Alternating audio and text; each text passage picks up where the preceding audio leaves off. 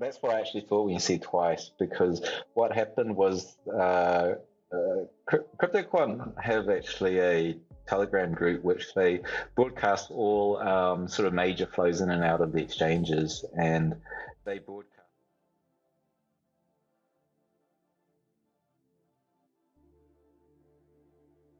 And you can see that because it lights up with how many people have read it. That $1 billion had flown into Gemini, and they warned of essentially $1 billion of money was coming in. Beware of dumping, which, on the first account, it's quite ridiculous because Gemini doesn't have the liquidity to sell off $1 billion, so it's immediately suspicious.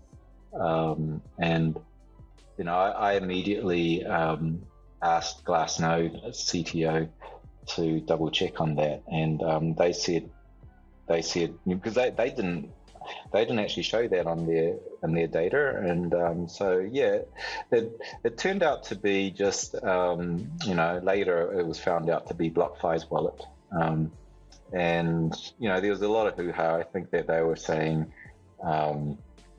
They turned it from whales dumping, which was the initial alert, to no, this is definitely a external party depositing into Gemini, and they made that the debate rather than that warning, which I thought was quite disingenuous. Trying to change the goalpost of the conversation to protect their reputation. The outcome was that it was an external deposit, meaning it was BlockFi depositing into Gemini as a custody provider, but that's certainly not the picture of a whale dumping. That's actually a bullish incident that a lot more coins are being scooped up under custody by BlockFi and being put into Gemini's custody solution. So what then happened was you saw this immediate sell down from the minutes that alert went out. $3 billion of long contracts got sold down over the next few hours, and then eventually 450 million contracts were liquidated. So traders were wrecked to the value of almost $500 million. And then that was the last top we had. That happened right at the very top of the market. So we had this wind down. It took a lot of the buying momentum out of the market. It scared a lot of people off. The thing with it was, and I didn't call this out on the prior time it happened. It was the second time it happened. There was a similar event at the last top.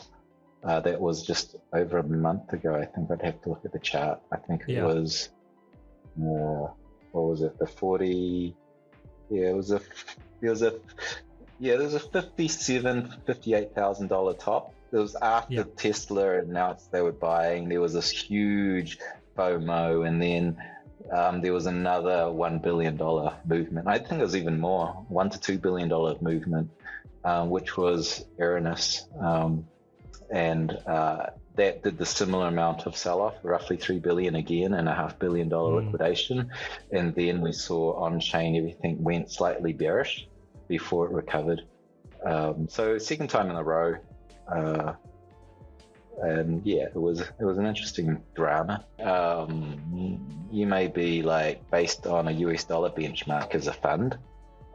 And you might want to generate maybe a high yield on your US dollar capital. So what you do is you buy the Bitcoin, and then you'd sell the short contract in the futures market.